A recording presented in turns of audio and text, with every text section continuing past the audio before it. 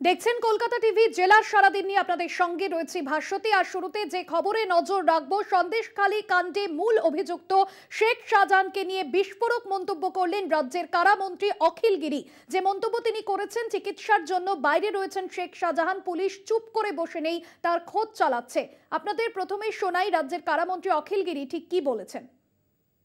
একটা political post, এই যে শেখ শাহজাহান, এই এখনো খোঁজ কেন পাওয়া যাচ্ছে না? শেখ শাহজাহান তার চিকিৎসার জন্য বাইরে গেছে, পাবে কোথাও আছে, নিশ্চিতভাবে পুলিশ খুঁজছে। অপরাধীকে ছাড়া হবে না, তার বিরুদ্ধে যখন অভিযোগ এসেছে নিশ্চিত পুলিশ প্রশাসন তাকে খুঁজে পাচ্ছে না, বাইরে কোথাও হয়তো চিকিৎসার জন্য গেছে, নাহলে পুলিশ প্রশাসন চুপচাপ বসে নেই। কি হয়েছে? সে অসুস্থ ছিলেন, চিকিৎসার জন্য বাইরে গেছে। কোথায় যেতে পারে না, সেটা আমি জানি না। নিশ্চিতভাবে আমাদের পশ্চিমবঙ্গের মধ্যে নেই, বাইরে কোথাও গেছে চিকিৎসার জন্য। পশ্চিমবঙ্গের মধ্যে থাকলে পুলিশ নিশ্চিত ধরে নেবে। আপনার কি মনে হয় যে শাহজাহানের এর পরে তো আশা বাড়াটা তো উচিত, যেখানে পুলিশ খুঁজছে, ইডি খুঁজছে, ও তো দেখা দেওয়া বা ধরা দেওয়াটা উচিত বলে মনে করেন? না, কেস কি আছে, আত্মসমর্পণ করবে কি করবে না সেটা তার নিজের ব্যাপার, কিন্তু আমি তো সব ব্যাপারটা জানি না। আত্মসমর্পণ কেন করতেই বলবো, আর আমি সব ব্যাপারটা জানি না, কিন্তু আমার মনে হয়েছে যে সব বাইরে কোথাও চিকিৎসার জন্য গেছে। ইডি 29 তারিখে তাকে হাজিরা দিতে বলেছে, কি মনে হয়? যদি হাজিরা দিতে বলে থাকে, যদি তার কোনো অসুবিধা হয়ে থাকে, সে আবার সময় চেয়ে নিতে পারে, কোনো অসুবিধা নেই। এর আগে অনেককে ইডি সময় দিয়েছে, নিশ্চিত সময় দিতে পারে। সমীরণ শাহ আমাদের প্রতিনিধি রয়েছেন ফোন লাইনে। সমীরণ, হলদিয়ায় বিস্ফোরক মন্তব্য করেছেন কারামন্ত্রী, ঠিক কি স্পষ্ট করলেন তিনি, কি বোঝাতে চাইলেন? দেখো ভাস্বতী, আজকে একটি কর্মসূচিতে হলদিয়াতে গিয়ে মন্তব্য করেন। তিনি যেমনটা জানাচ্ছেন, শেখ শাহজাহানকে নিয়ে যখন সাংবাদিকরা তাকে প্রশ্ন করে, তখন ঠিক এই সময় তিনি বলেন ব্যক্তিগত মনে হচ্ছে চিকিৎসার জন্য বাইরে গেছেন, রাজ্যের মধ্যে থাকলে পুলিশ নিশ্চয়ই তাকে গ্রেপ্তার করবে, তবে কারুকে ছাড়া হবে না। যেহেতু তার বিরুদ্ধে বিভিন্ন দোষারোপে মামলা হয়েছে বা বিভিন্ন অভিযোগ এসছে, তাই অপরাধীকে ছাড়া হবে। শেখ শাহজাহান নিশ্চিতভাবে রাজ্যের বাইরে আছেন, পুলিশ এমনটাই জানি রাজ্যের কারামন্ত্রী। ধন্যবাদ জানাবো সমীরণ শাহ, আমাদের প্রতিনিধি ছিলেন ফোন লাইনে। পুলিশ তাকে খুঁজছে, চুপ করে বসে নেই। আরো একবার শোনাবো হলদিয়া বিস্ফোরক মন্তব্য কারামন্ত্রীর। একটা পলিটিক্যাল পোস্ট, এই যে শেখ শাহজাহান, এই এখনো খোঁজ কেন পাওয়া যাচ্ছে না? শেখ শাহজাহান তার চিকিৎসার জন্য বাইরে গেছে, পাবে কোথাও আছে, নিশ্চিতভাবে পুলিশ খুঁজছে। অপরাধীকে ছাড়া হবে না, তার বিরুদ্ধে যখন অভিযোগ এসেছে নিশ্চিত পুলিশ প্রশাসন তাকে খুঁজে পাচ্ছে না, বাইরে কোথাও হয়তো চিকিৎসার জন্য গেছে, নাহলে পুলিশ প্রশাসন চুপচাপ বসে নেই। কি হয়েছে? সে অসুস্থ ছিলেন, চিকিৎসার জন্য বাইরে গেছে। কোথায় যেতে পারে? না, সেটা আমি জানি না। নিশ্চিতভাবে আমাদের পশ্চিমবঙ্গের মধ্যে নেই, বাইরে কোথাও গেছে চিকিৎসার জন্য। পশ্চিমবঙ্গের মধ্যে থাকলে পুলিশ নিশ্চিত ধরে নেবে।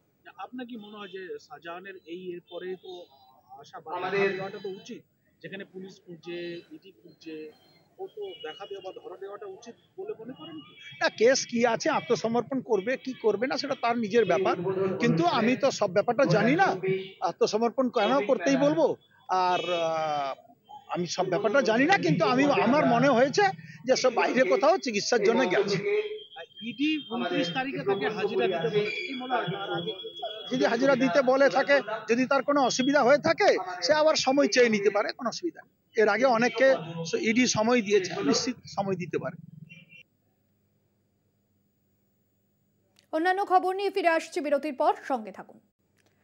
আদালতে স্বস্তি কেন্দ্রীয় স্বরাষ্ট্র প্রতিমন্ত্রী নিশীথ প্রামাণিকের। আগাম জামিনের আবেদন মঞ্জুর। জামিন পেলেও 15 দিনের মধ্যে নিম্ন আদালতে আত্মসমর্পণ করতে হবে বিজেপি নেতাকে। তদন্তে পুলিশকে সমস্ত রকমের সহযোগিতা করার নির্দেশ কলকাতা হাইকোর্টের জলপাইগুড়ি সার্কিট বেঞ্চের। গুলিকাণ্ডে আদালতে স্বস্তি নিশীথের। আগাম জামিনের আবেদন মঞ্জুর। অবশেষে দিনহাটায় গুলি চালানোর ঘটনায় জামিন পেলেন কেন্দ্রীয় স্বরাষ্ট্র প্রতিমন্ত্রী নিশীথ প্রামাণিক। বৃহস্পতিবার জামিন দিল কলকাতা হাইকোর্টের জলপাইগুড়ির সার্কিট বেঞ্চ।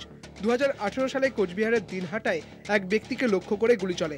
গুলি চালানোর নেপথ্যে বিজেপি নেতা নিশীথ প্রামাণিক রয়েছেন বলে অভিযোগ ওঠে।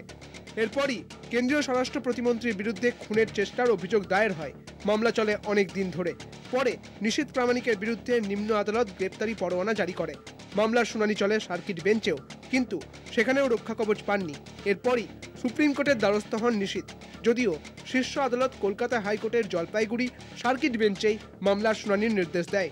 বৃহস্পতিবার সেই মামলার জলপাইগুড়ি সার্কিট বেঞ্চের ডিভিশন বেঞ্চ তার আগাম জামিনের আবেদন মঞ্জুর করে।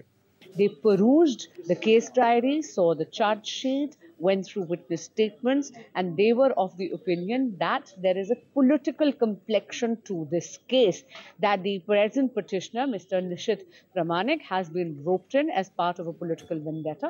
They also found that there is absolutely no material evidence connecting him to the alleged crime, and in light of that, in order to protect his dignity, they have granted him the protection of anticipatory bail. মোটামুটি একটা স্বস্তি পাওয়া গেছে এবং 15 days time দিয়েছে lower কোর্টে ACGM দিনহাটায় গিয়ে ওনাকে সারেন্ডার করতে হবে এবং জামিনের যে শর্ত ওখান থেকে সেটা কোর্ট ডিসাইড করবে। সরাসরি ওখানে হাজির হতে হবে এসিজিএম দিনহাটাতে। তো কোর্ট সেটা ডিরেক্ট কোনো ওনার ইনভলভমেন্ট কোর্ট পাননি, কিন্তু ওনার ইনস্ট্রাকশনে, মিস্টার প্রামাণিকের ইনস্ট্রাকশনে যে ব্যাপারটা হয়েছে ওটা কোর্ট অ্যাডমিট করেছে। আগাম জামিনে স্বস্তি পেলেও আগামী 15 দিনের মধ্যে নিম্ন আদালতে আত্মসমর্পণ করতে হবে কেন্দ্রীয় স্বরাষ্ট্র প্রতিমন্ত্রী নিশীথ প্রামাণিককে। একই সঙ্গে এই মামলায় পুলিশকে সব রকমের সহযোগিতা করারও নির্দেশ দিয়েছে আদালত। কলকাতা টিভি। অন্যান্য খবর নিয়ে ফিরে আসছে বিরতির পর। প্রতিবেশী যুবকের অত্যাচারে ঘর ছাড়া মাধ্যমিক পরীক্ষার্থী। নামখানা থানা এলাকার ঘটনা। অভিযোগ, প্রায় 1 বছর ধরে ওই ছাত্রীকে উত্ত্যক্ত করছে তার প্রতিবেশীরা। বৃহস্পতিবারও তার বাড়িতে এসে চড়াও হন অভিযুক্তরা। ছাত্রীর বাবা প্রতিবাদ করলে তাকেও মারধর করা হয়। নামখানা থানায় অভিযোগ দায়ের পরিবারের। মেয়েকে উত্ত্যক্ত করার প্রতিবাদ করলে বাবাকে শাবল দিয়ে মারধরের অভিযোগ। ঘটনাটি ঘটেছে নামখানা থানার এলাকায়। পুলিশ এবং স্থানীয় সূত্রে জানা গিয়েছে, প্রায় 1 বছর ধরে ওই ছাত্রীকে উত্ত্যক্ত করত প্রতিবেশী এক যুবক। একাধিকবার প্রশাসনকে জানানোর পরেও কোনো সুরাহা হয়নি বলেই অভিযোগ পরিবারের। গত সোমবার আবারও ওই ছাত্রীর বাড়িতে এসে ওই যুবক অশ্লীল ভাষায় গালিগালাজ করতে থাকে। সেই সময় ওই ছাত্রীর বাবা প্রতিবাদ করলে অভিযুক্ত যুবক ও তার বাবা তাকে শাবল দিয়ে মাথায় আঘাত করে। পাশাপাশি বাড়ি, আমার মেয়েকে ওই ছেলেটা সবসময় নোংরা ভাষায় গালাগালি করে। ওই মারতে এসেছিল, তার বাবা যখন প্রতিবাদ করতে যেতে তার বাবার মাথায় করে শাবল করে ওর বাবা আর মা এসে মেরে দেয়। হাসপাতালে ভর্তি করেছি। প্রতিবেশীরা এসে অভিযোগকারীর বাবাকে উদ্ধার করে প্রথমে দারিকনগর প্রাথমিক স্বাস্থ্য কেন্দ্রে নিয়ে যান। পরে তার শারীরিক অবস্থার অবনতি হলে কাকদ্বীপ মহকুমা হাসপাতালে স্থানান্তরিত করা হয়।